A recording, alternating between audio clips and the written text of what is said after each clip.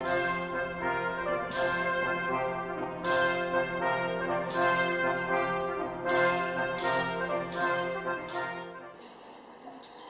es un procurador franciscano? En 1653 los frailes se reunieron en capítulo en Guadalajara. El capítulo pues es la reunión que tenemos los frailes cuando vamos a ponernos de acuerdo. Por cierto que tengo que salir corriendo porque tenemos capítulo el lunes para elegir al gobierno interno, ¿no? Digamos el provincial, los definidores es como el consejo del provincial, y ahí se estudian muchos asuntos, pues entre ellos la figura del procurador. El texto es muy largo, les voy a mencionar nada más algunas cosas, como es que le encargaban cantidad de asuntos, ¿no? Dice, le dieron el poder a un padre llamado Pedro Parrilla para todos los pleitos, causas, negocios que esta provincia tiene y tuviere de cualquier calidad y condición que sea. Puede solicitar limosnas que su majestad les tiene asignadas como de otras singulares personas. La limosna del rey en esta época pues es de aceite y de vino, ¿no? Para la misa y para las velas. Puede parecer ante el rey nuestro señor y sus reales audiencias y ante cualquier juez, justicia, curia eclesiástica, tribunal apostólico, etc. Oiga sentencias interlocutorias definitivas pronunciadas y las en contrario apele e implique a los que con derecho pueda y deba, y en conformidad de dicho auto pueda recusar jueces superiores, eclesiásticos, seculares, etc. Bueno, es una lista enorme de asuntos. Este trabajo que va a realizar Antonio Tello ya lo realizaban los frailes desde antiguo, ¿no? Uno de ellos era Jerónimo de Talavera en la provincia de Zacatecas. En aquel tiempo, tanto la provincia de Zacatecas, San Francisco de Zacatecas, como la de Santiago de Jalisco eran entidades distintas. Y el problema ocurre precisamente en la provincia de Zacatecas, el que yo estaba historiando, ¿no? Los frailes empiezan a tener problemas con los curas locales, pero no tienen una figura de peso que los represente. Entonces solicitan de parte de la de Jalisco que los apoyen, ¿no? Hay un gran pleito aquí, si nosotros tenemos este lugar, que el rey nos concedió tal cédula, es un cedulario muy amplio.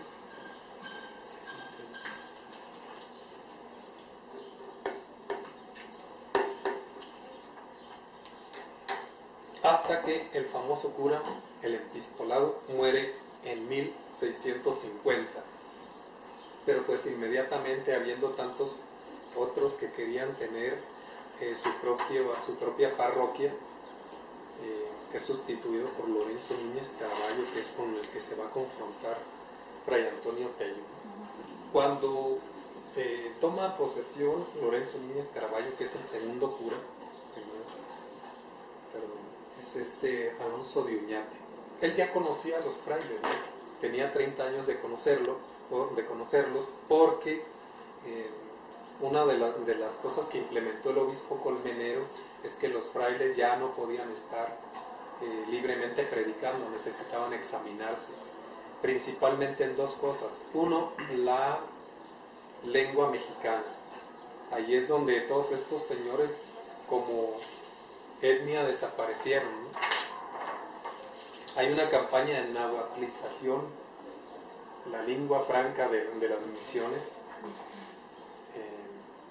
para llevar a cabo pues, cualquier tipo de trabajo con los indígenas. Entonces, pues aquí es donde los lingüistas se lamentan tanto, porque qué peculiaridades podría tener la lengua de los zacatecos, de los tepeques, de los tantos otros, ¿no?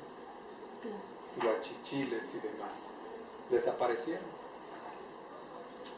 Quedaron por ahí en algunos términos, como decía, muy poco, la verdad. No como para articular o pensar cómo eran esas lenguas. Los frailes se examinaban en lengua mexicana y en doctrina. Por supuesto, pues eran los grandes lingüistas del siglo XVI, ¿no? No tuvieron ningún problema, pero por ahí parece que hubo mano negra y a un fiscal eclesiástico no le convenía que los frailes no tuvieran ningún problema, así que reprobó a algunos. Le fueron a enseñar el Padre Nuestro al señor cura. Entonces, ¿cómo era posible que los clérigos, digamos, diocesanos no supieran las lenguas y los frailes sí? Entonces, reprobaron a algunos frailes para medio equilibrar la balanza. Es una táctica política, ¿no? Entonces, ¿sabes qué? Quítenlo inmediatamente porque ahora vamos a poner un clérigo ahí. Se dio el caso también de algunos reales de minas donde estaban trabajando los frailes cerca, convierten la doctrina de los frailes en un curato y una vez que se agota el mineral, vuelve a ser otra vez de los frailes. ¿A qué se deberá? Bueno, no quiero juzgar.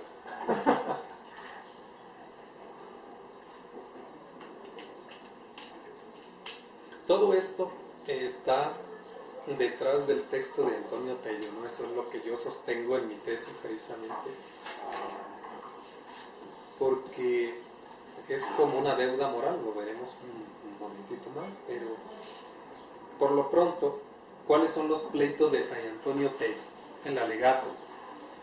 ¿Por qué le dice el fiscal eclesiástico en Zacatecas, en el cabildo ahí de Jerez, por qué va a venir un fraile de Jalisco a arreglar asuntos de acá de la provincia de Zacatecas? Es inválido que estés aquí.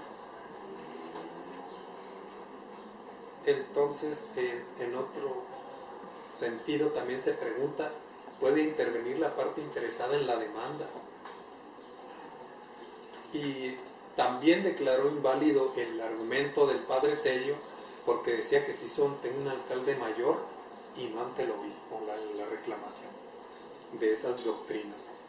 Entonces es un lenguaje jurídico complicado, yo la verdad no me quise meter demasiado, pero a mí, como me dedico a la historia cultural, me interesa mucho más el aspecto entre líneas de todo este tipo de alegatos jurídicos, ¿no? Es decir, qué es lo que hay detrás del hecho de querer detener a un fraile de Jalisco para que no lleve a cabo trámites en la provincia de Zacatecas. Dijo este funcionario, lo que es principio de naturaleza no pudo ni puede tener por los actos subsecuentes fuerza ni validación. ¿Qué significa esto? Si comenzó mal el proceso, todo lo que sigue no tiene ningún valor. Y bueno, es bastante prolijo el alegato. Lo que quiere decir a final de cuentas Tello es que, digamos, en el fondo de todo esto, más allá de las cuestiones jurídicas, la corona tiene una deuda moral con los religiosos, ¿no? Una deuda moral, precisamente por toda esa gente que se comieron los guachichiles y ¿quién más? Los tecuexes. Para que ahora les digan, ¿sabes qué? Muchas gracias, ya no eres requerido, vete a buscarle por otro lado, ¿no? Curiosamente, esto me lo hizo saber uno de los sinodales cuando estaban revisando la tesis. Curiosamente, los frailes siempre terminan ganando al perder. Cuando me preguntaban qué tipo de cosas eran las que se habían obtenido de todo este tipo de pleitos, ¿no? Con el obispo.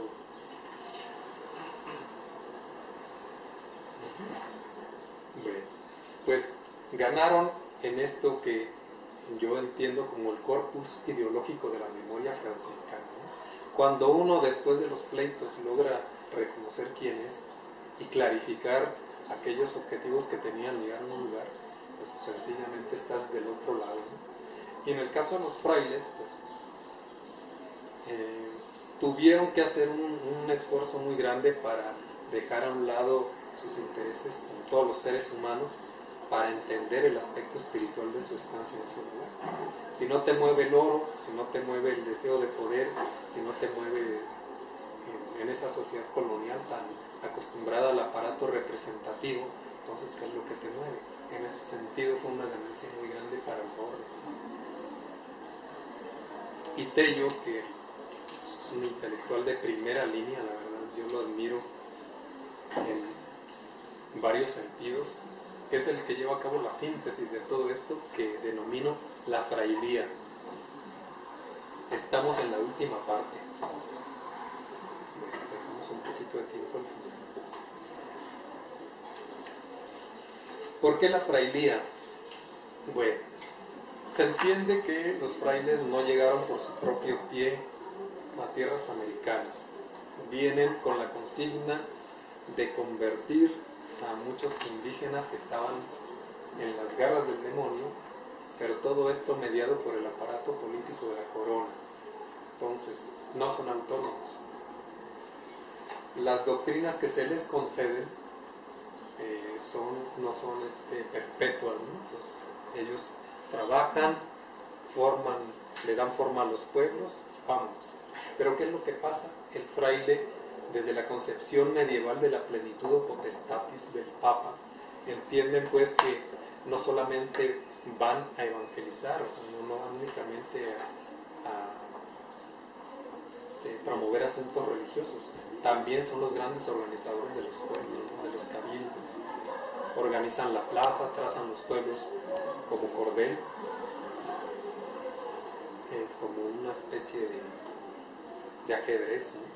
Y en el centro pues está la iglesia, está la plaza, está también el gobierno civil, y se entiende que los indios pues se vuelven indios de policía cuando acceden a todo este tipo de cosas. Pero el problema es cuando empiezan a surgir otros actores políticos, ¿no? Los obispos, que son prácticamente funcionarios en el ámbito civil y eclesiástico, los terratenientes, en detrimento de los primeros encomenderos de los frailes y estos primeros grupos que empezaron a colonizar aquel lugar. Entonces, hay un intento de homologar la realidad, ¿no? La labor evangelizadora de los doctrineros al modo de los seculares. Cuando les piden que hagan exámenes, oigan, pero nosotros ya fuimos examinados en la orden, pasamos por muchas guillotinas para poder ordenarnos y portar el hábito. ¿Cómo que ahora, como si fuéramos seminaristas, alguien que comienza la carrera eclesiástica, vamos otra vez a examinarnos? Es una falta de respeto, ¿no? Pues háganle como quieran, el que no tenga este documento que yo expido no puede estar en una doctrina de indios. Tuvieron que acceder. Entonces Antonio Tello fustiga esta actitud, ¿no? De una manera así, digamos, muy puntual. Eso es hacia afuera. Hacia adentro hay una reflexión que se llama la frailía. 1574. No es original de él el texto, lo cita, pero lo interesante es que lo actualiza. Sí. Esa parte de abajo y el principio de la de arriba, de la silla. Abajo. Aquí. A vuestra majestad pedimos y suplicamos humildemente que si nuestro servicio le es apto y fuere su real voluntad servirse de nosotros en el ministerio de la doctrina de los indios, sea sin detrimento de nuestra profesión, como hasta aquí lo hemos hecho, pues cierto que serviremos mejor a vuestra majestad, y vuestra real conciencia será mejor descargada en esta obra evangélica, en la observación de nuestra frailía, que si nos apartásemos de ella. Y así lo uno con lo otro no se compadece, sea vuestra majestad servido de tenernos por excusados en esta obra, pues no la dejaremos por huir del trabajo ni por falta de voluntad de servir a vuestra majestad, sino por compadecer el gravamen que se nos impone con la guarda de lo que tenemos a nuestro Señor Jesucristo prometido. Bueno, esto fue lo que los frailes de las tres órdenes dijeron en 1574. 100 años después, Fray Antonio Tello lo actualiza en el texto de la Crónica Miscelánea. Nuestra frailía, nosotros no podemos dejar nuestra frailía para convertirnos en clérigos diocesanos. Tenemos voto de pobreza, tenemos una vida conventual que vivir, una mística franciscana que observar. para de repente volverse un clérigo diocesano, no porque aquello sea algo negativo, ¿no? Sino que es algo distinto, en el que se te paga por tus servicios, tienes que tener tu curato, tu casa. Los frailes dicen el ancho mundo es el convento, entonces vámonos. Ahí donde haya necesidad de evangelización, ahí debe estar el fraile. Claro, cada orden desde su perspectiva, el de los dominicos también es fabuloso, ¿no? La predicación. En fin, ¿qué es la frailía entonces? Concluyendo. La frailía en memoria de la orden franciscana es para Fray Antonio Tello el recuerdo de la ilustrísima religión al servicio de la corona, que a través de 150 años se dedicó en suelo americano a plantar nuevas e innumerables iglesias. Servicios de la ilustrísima religión, es decir, la orden franciscana. Y entonces, si ustedes leen el texto, empieza a hacer un recuento, ¿no? De cómo estuvieron en Filipinas, en China, en Japón, en Etiopía, las tierras del Preste Juan, Tartaria, Tierra Santa, Nuevo México, California, etcétera, etcétera, ¿no? Y dice aquí que anduvieron por horribles quebradas y barrancos, hollando abrojos y espinas, hechos unos divinos cazadores, buscando las almas, sacándolas de las garras del demonio. Entonces hace también un recuento de todos los honores que gobiernos europeos les han dispensado a lo largo de los 400 años que tenían entonces de historia. Y acá en la Nueva España, si hubiera de ponderar todas las conversiones que tienen entre manos los religiosos de nuestra orden, fuera un proceso infinito. Entonces, bueno, no se diga de los textos que han escrito, ¿no? No existiría el seminario de crónicas franciscanas, dice Tello. Bueno, pues sí, es cierto. Si no les hubiéramos dejado cantidad de libros, traducciones, catecismos, vocabularios y cantidad de cosas. Bueno, en consecuencia, los clérigos seculares falsean las cosas al quererse adjudicar como legítimos herederos el patrimonio de San Pedro, ¿no? La iglesia somos nosotros. Los frailes imitan la vestidura de los apóstoles porque aquellos se ponen una túnica y se amarraban, no andaban con bonete, no andaban con no sé cuántas cosas que usan los clérigos de la época. Y por lo tanto, pues, ¿quiénes son los verdaderos representantes de los apóstoles? Y como culmen, dice, el mismo Cristo traía también su túnica amarrada y con esa fustigó a los que estaban en el templo, ¿no? Como los frailes, se vestían como nada menos que el mismo Cristo, ¿no? Entonces, todo eso se va a convertir, repito, pues, en la sustancia del tema de la frailía para Antonio Tello. Y pues sí, con el paso de los años murió hacia el año 1654, poquito después del pleito.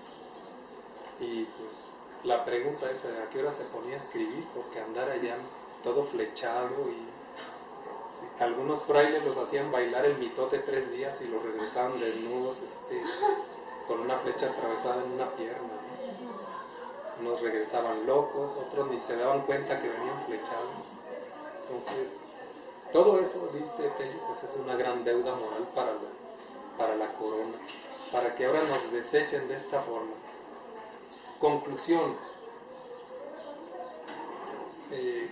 Frente a esta tendencia, digamos, mimetizante que pretendía realizar la corona en toda esta región, los frailes mantuvieron su memoria identitaria. Qué interesante es cuando uno reconoce ser quien es en medio de las dificultades, ¿no?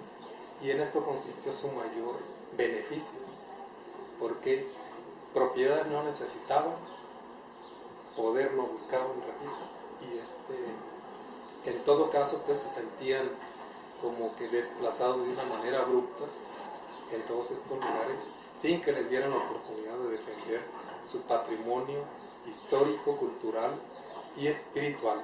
Termino con esta frase: Los franciscanos lograron recordar y promocionar la más legítima de sus posesiones, a saber, una conciencia de grupo, la conciencia de ser hombres de frontera desposeídos por los votos de pobreza y con el aprendizaje necesario para seguir con determinación una organización social y ejercicio del poder distintos a los fines temporales que impuso la estructura colonial.